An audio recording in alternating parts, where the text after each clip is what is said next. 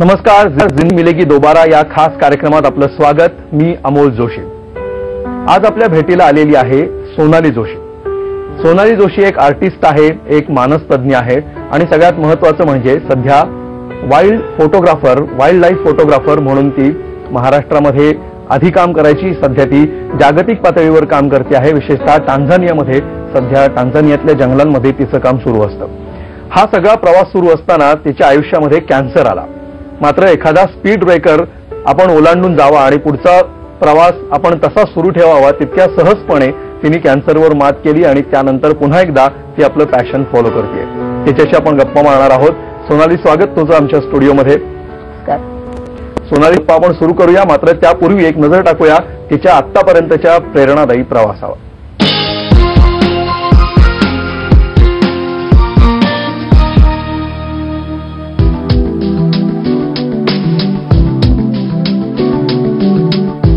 आकर्षित करणारं सौंदर्य, तडफदार व्यक्तिमत्व, हसतमुख चेहरा, कल्पक मन आणि कामात एकदम चुणचुणीत, हे सारं काही एकाच व्यक्तिमत्वामध्ये दिसून येतं ते सोनाली जोशीमध्ये। नाशिकमध्ये राहणाऱ्या सोनालीला लहानपणापासूनच कलेची आवड, चित्र काढणं, कलाकुसर करण्याचे धडे तिला तिच्या आजोबा आणि आईकडून मिळाले।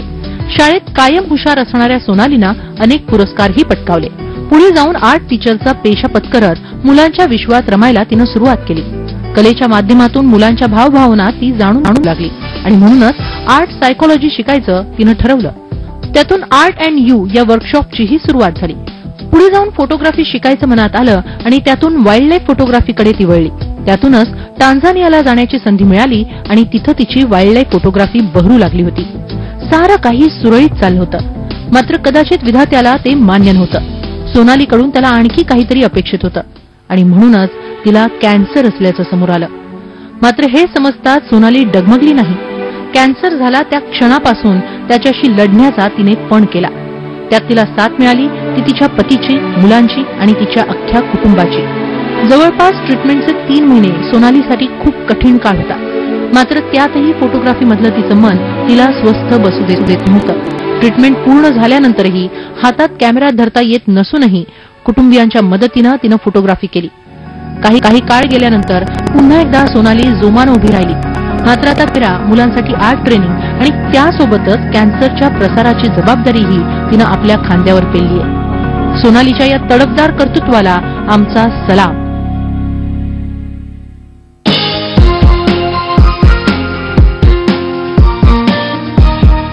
तर हा होता सोनालीचा आतापर्यंतचा प्रवास।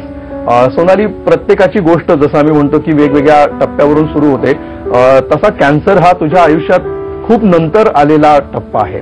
मात्र तुझी खरी गोष्ट सुरू होते, तू नाशिकमध्ये तुझं शालेय शिक्षण झालं आणि त्यानंतर आर्टिस्ट म्हणून एक तुझं क्षेत्र आहे। त्याचबरोबर मानसशास्त्रामध्ये सुद्धा, सायकोलॉजीमध्ये सुद्धा तू काही केलंस आणि त्यानंतर तू फोटोग्राफीकडे वळलीस। तर हा जो एका कलेतून दुसऱ्या कलेमध्ये ट्रान्झिशन ज्याला आपण म्हणू, हा प्रवास नेमका कसा होता? माझं शालेय शिक्षण सगळं नाशिकचंच आहे, पण माझ्या वडिलांची ट्रान्सफर दर 2 वर्षांनी व्हायची, कारण ते स्टेट बँकेमध्ये होते आणि त्याच्यामुळे दरवेळेला 2 वर्षांनी नवीन भाग बघायचा, नवीन लोकांशी कनेक्ट व्हायचं। तर हा प्रवास खरं बघितलं तर माझा तिथपासूनच सुरू झाला, कारण प्रत्येक वेळेला नवीन एन्व्हायरमेंट समोर येतं आहे आणि तिथलं सगळ्या लोकांकडे पाहताना किंवा त्यांच्याशी कनेक्ट होताना त्यांच्या काय खूबी आहेत, काय लकबी आहेत, हे करता करता आर्ट फील्डकडे ऑटोमॅटिकली मी वळले गेले। पहिल्यांदा मी सुरुवात केली ती ॲज अ आर्ट टीचर म्हणून सुरुवात केली आणि मुलांमध्ये तिथे रमताना किंवा त्यांना शिकवताना, ड्रॉइंग शिकवताना, कलेचं ज्ञान त्यांना देताना लक्षात आलं की त्यांच्या बारीक बारीक गोष्टी ज्या आहेत, त्यांचे प्रॉब्लेम आहेत, तर ते ह्या गोष्टीमधनं, ड्रॉइंगमधनं खूप सारे बाहेर येत आहेत। म्हणजे एक प्रकारचं त्यांना जे त्यांच्या भावना आहेत की बऱ्याच वेळेला ते व्यक्त करू शकत नाहीत, पण त्या ड्रॉइंगच्या माध्यमातून बाहेर येत आहेत। त्यामुळे मग माझा सायकोलॉजीचा प्रवास तिथून सुरू झाला की चाइल्ड सायकोलॉजी आणि ड्रॉइंग, मग ह्याची सांगड कशी घालता येईल किंवा एक ड्रॉइंगला थेरपी म्हणून कसं पाहता येईल।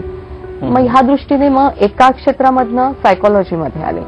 हे सगळं करत असताना असं वाटायचं की नाही, ह्या छोट्या छोट्या भावमुद्रा आहेत, ह्या टिपल्या गेल्या पाहिजे किंवा जे आपण एक कनेक्ट होतो आहे, ज्या ठिकाणी जातो आहे, तर ते कुठेतरी माझ्याकडेही त्या सगळे क्षण राहिले पाहिजेत। जे मी नेचरमध्ये जाते, मुलांमध्ये जाते, तर हे माझ्याकडेही राहिलं पाहिजे. आणि ह्याच्यातनं मग थोडंसं मी कॅमेराकडे वळले की ह्याला प्रभावी माध्यम काय आहे.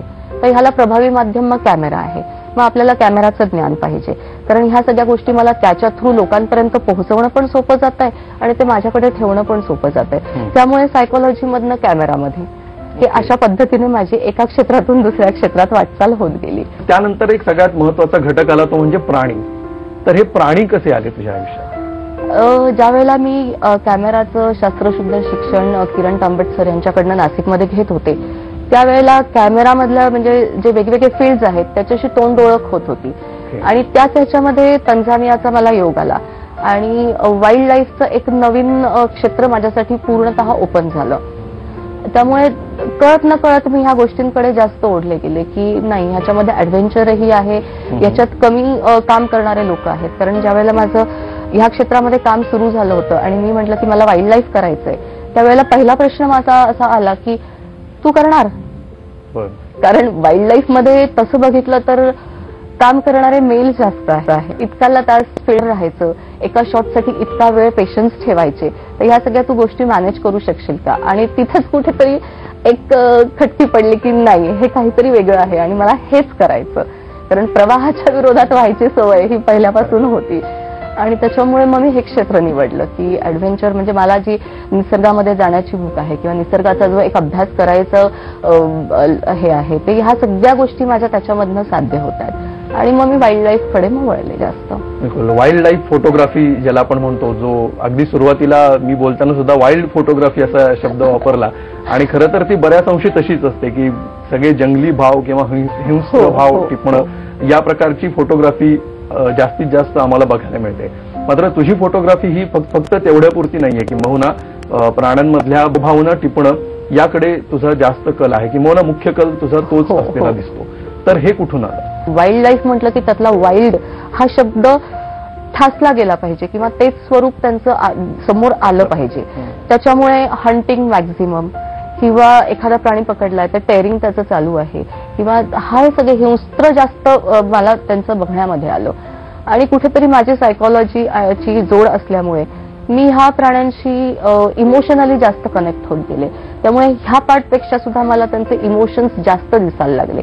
ह्या फोटोग्राफी विषयी आपण अधिक बोलणारच आहोत. मात्र या सगळ्या प्रवासात एक स्टेज अशी आली की ज्यावेळी तुला कॅन्सर डिटेक्ट झाला आणि आम्हाला जसं कळलं की त्यावेळी सर्वसामान्य माणसं ज्याप्रमाणे रडतात किंवा त्यांना मोठा धक्का बसतो, यातलं तुला काहीच झालं नाही आणि तू सहजपणे तो स्वीकारलास आणि त्यातनं सगळी ट्रीटमेंट तुझी पार पडली. तर तो धक्का कसा पचवला हे आम्ही सगळ्यांना विचारतो, पण हा धक्का तुला कसा नाही बसला हा तुझ्यासाठी खरं तर प्रश्न. कुठल्याही आयुष्यामध्ये ऑल ऑफ अ सडन जो चेंज होतो आहे तो जर का तुम्ही ऍक्सेप्ट नाही केला तर तुम्ही त्याच क्षणामध्ये अडकून राहता आणि तुमचं लाईफ तिथे थांबतं. आणि तुम्ही जेवढ्या पटकन तो बदल ऍक्सेप्ट कराल तेवढे तुम्हाला पुढचे मार्ग त्याच्यामध्ये क्लिअर मिळतात.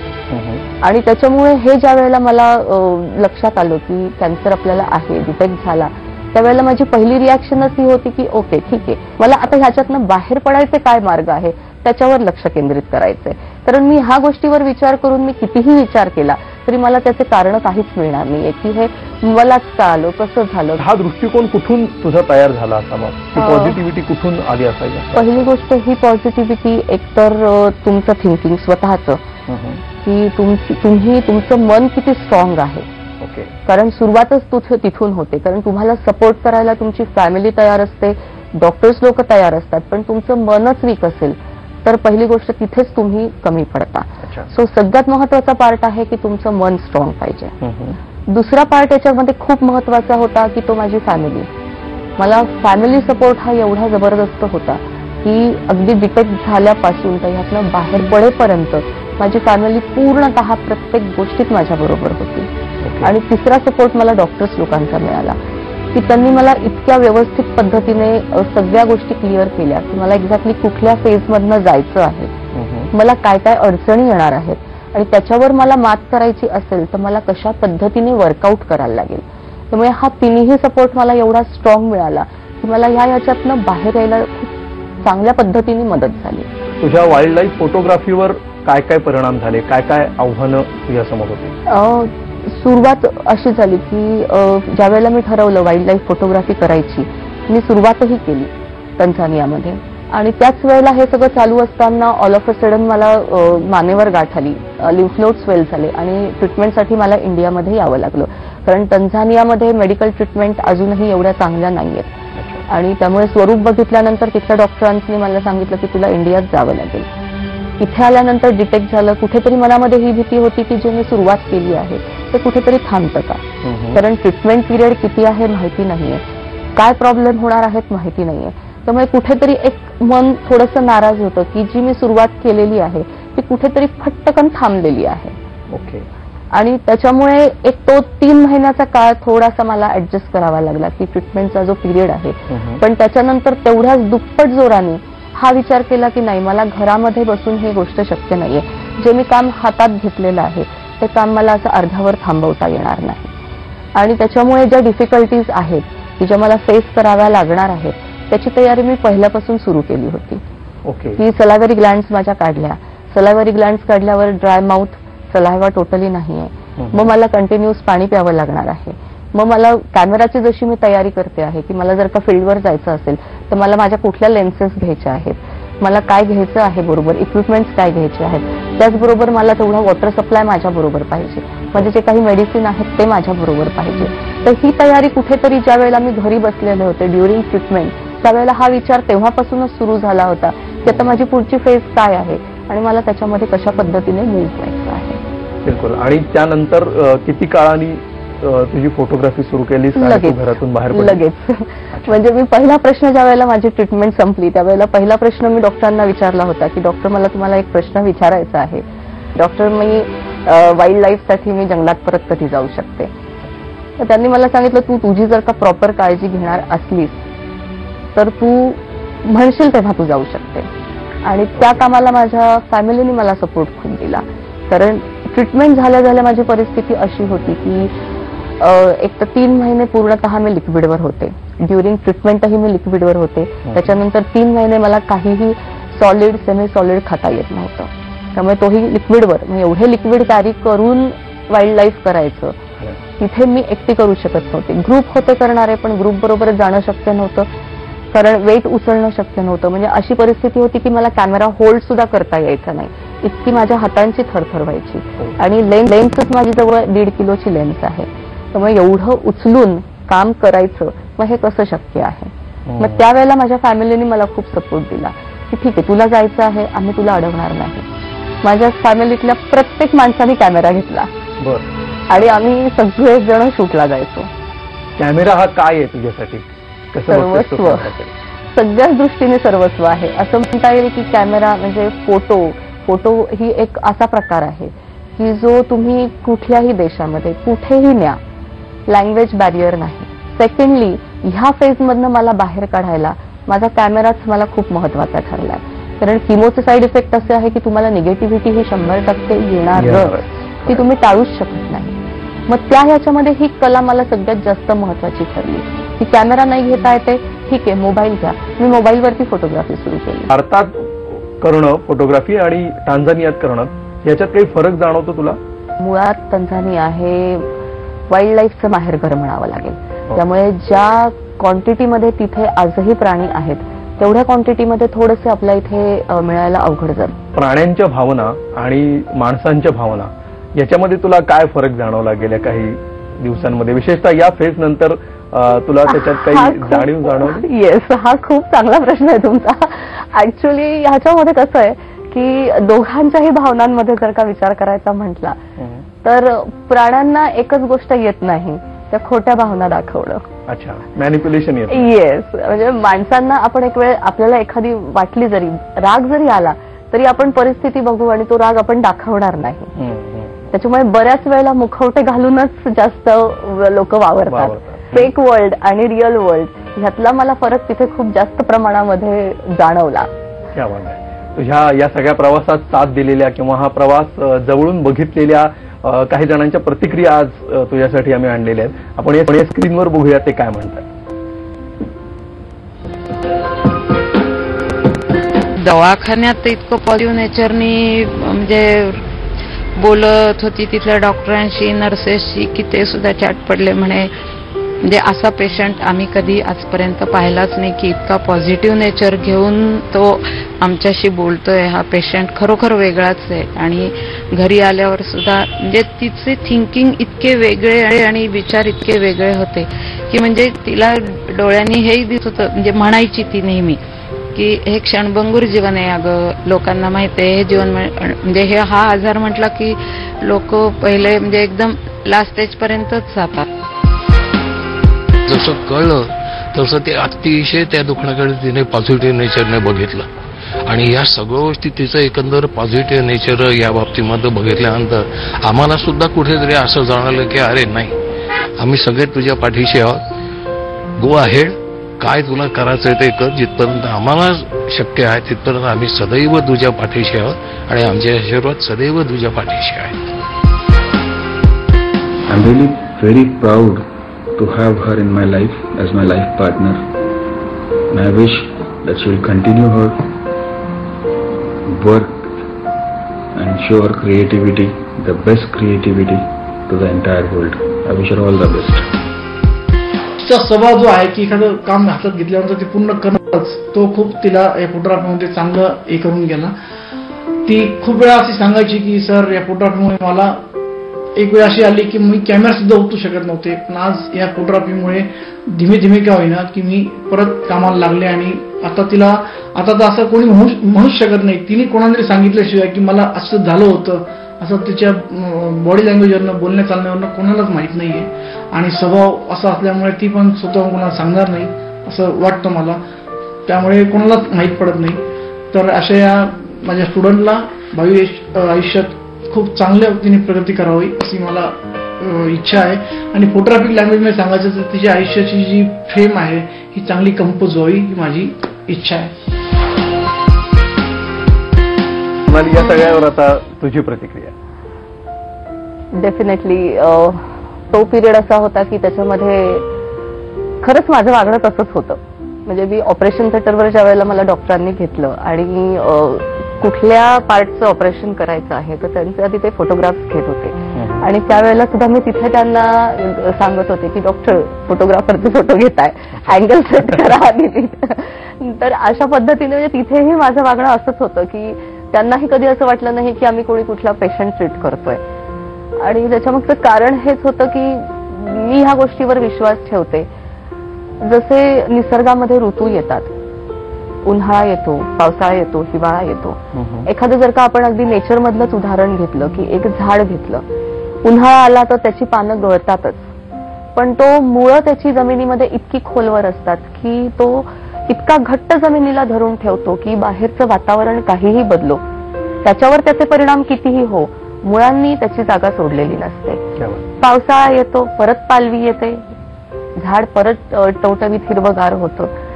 याच्यातनं मला एकच म्हणजे जे नेचरकडनं मी शिकले तेच मी माझ्या आयुष्यात लावलं की मूळ म्हणजे काय, माझं मन आहे. माझं मन जर का घट्ट असेल तर मी कितीही उन्हाळे आले, अगदी कॅन्सर सारखेही कितीही अगदी प्रॉब्लेम्स आले तरी सुद्धा मी त्याच्यामधनं बाहेर येणार, ऋतू बदलणार, बॅड पॅच संपणार आणि परत मी माझ्या लाईफमध्ये नव्याने सुरुवात करणार. त्यामुळे आता जे कोट्यवधी प्रेक्षक हा कार्यक्रम बघत असतील त्यांना अत्यंत प्रेरणादायी असे हे तुझे विचार आहेत. या कॅन्सरनी तुला काय दिलं किंवा काय शिकवलं असं तुला वाटतं? खरं तर जी पॉझिटिव्हिटी माझ्यामध्ये पहिल्यापासून होती ती माझ्यापुरती होती. म्हणजे मी माझ्या कामामध्ये तिचा वापर जास्त केला. माझं जे म्हणजे ज्ञानदानाचं काम होतं त्याच्यामध्ये मी ती खरं तर जास्त वापरली होती.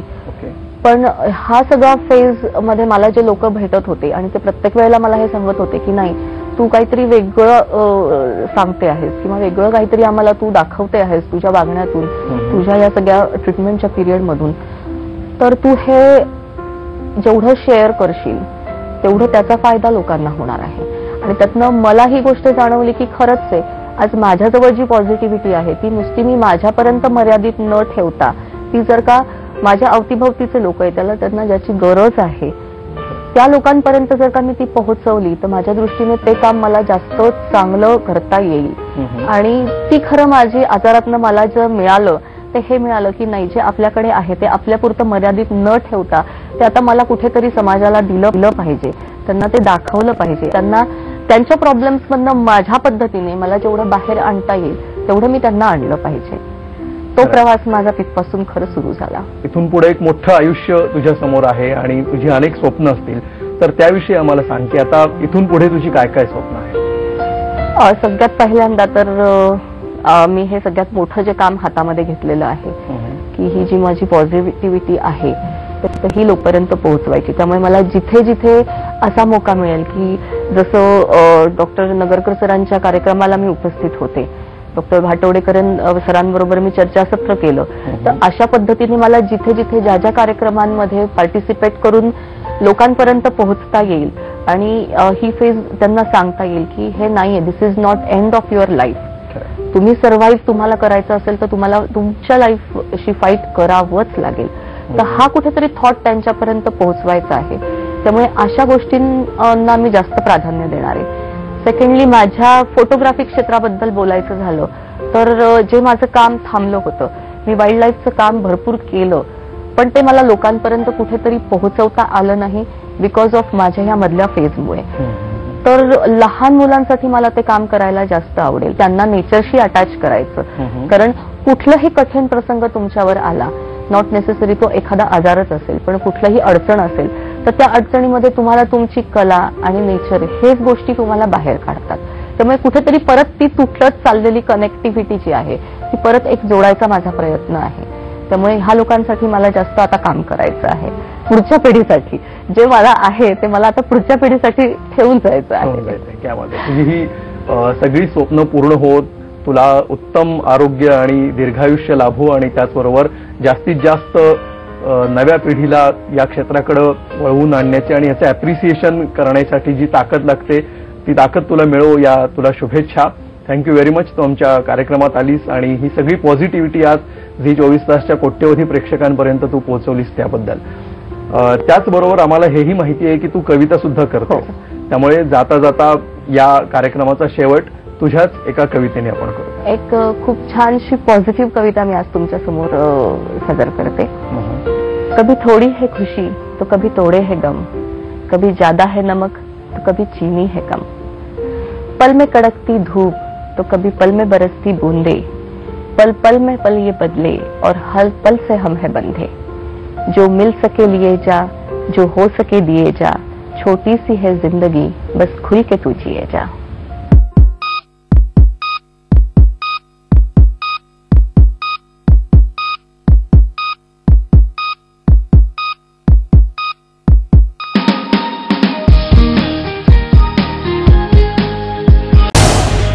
झी 24 तास रहा एक पाऊल पुढे.